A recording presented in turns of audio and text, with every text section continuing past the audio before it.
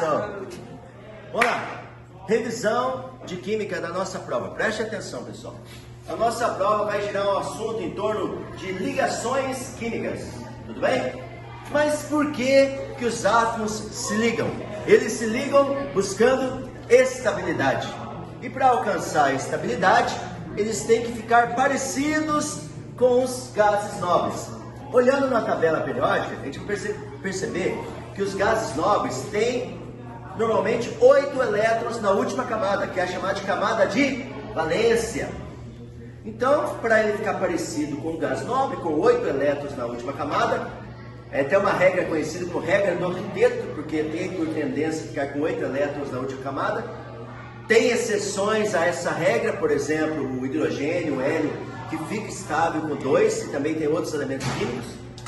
Mas seguindo uma regra geralzona, assim, a gente pode falar que todos os elétrons, ou melhor, todos os átomos, tendem a ficar estáveis com 8 elétrons na última camada. A última camada é sempre chamada de camada de valência. Por isso que é a regra do octeto. Então, para buscar a estabilidade, os átomos se ligam em ligações químicas. As ligações químicas nós temos de 3 tipos: ligações iônicas, ligações covalentes e ligações metálicas. Mas qual a diferença entre essas 3 ligações? A ligação iônica, a palavra-chave é a palavra troca ou compartilhamento, porque numa ligação iônica existe interação entre íons. O que são íons? Átomos com cargas elétricas, positivas ou negativas, por isso chama ligação iônica. Numa ligação iônica, há troca ou compartilhamento de elétrons, quer dizer que um átomo ou mais átomos perde elétrons e o outro ganha, para ficar estável, tudo bem? Por isso é chamado de ligação iônica, porque tem cargas envolvidas, tá bom? O exemplo aqui, o cloreto de sódio e o óxido de potássio que eu passei para vocês no exercício. Preste atenção. Como é que eu vou saber se a ligação é iônica ou não? É claro que tem muitas exceções, mas não vamos pensar nas exceções nesse momento. Vamos pensar na regra mais comum.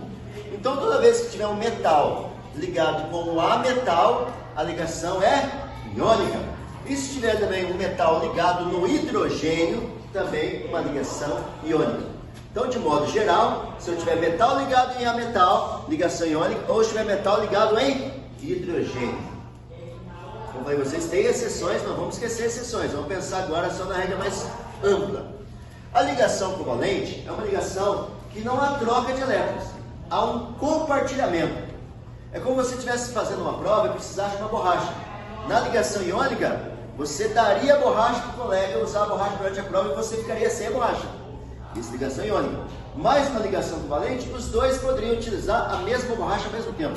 Quer dizer, a borracha pertencia aos dois. Na ligação covalente, os átomos compartilham elétrons. Os elétrons pertencem aos dois ao mesmo tempo. Tudo bem? Quando que acontece a ligação? Quando nós temos ametal ligado em ametal ou ametal ligado em hidrogênio. Nesses dois exemplos, a ligação é covalente. Aqui tem o ácido clorídrico, que é o hidrogênio ligado ao metal, e aqui eu tenho o gás ozônio, que é O3, O ligado em O ligado em O, quer dizer, ametal ligado em ametal. Tá bom? Então a ligação é covalente. Ligação metálica, o próprio nome já diz. Ligação metálica é ligação entre metais. Então, se os metais estiverem ligados entre si, formando às vezes ligas metálicas, como aço, barras de zinco, de cobre, tá bom? Então a gente vai pensar assim, se a ligação for entre metais, a ligação é metálica.